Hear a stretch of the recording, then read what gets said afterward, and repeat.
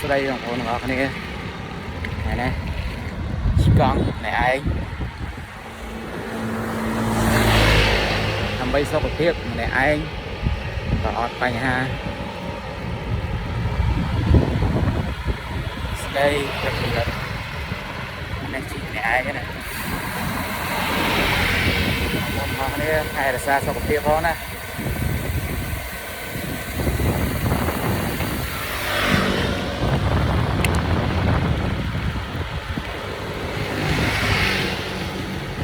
đây camera yang sạp thế xa 7 giờ và học tuần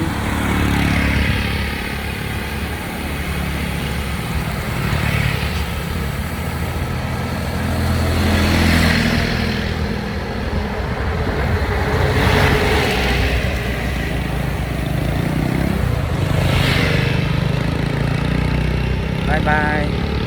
bye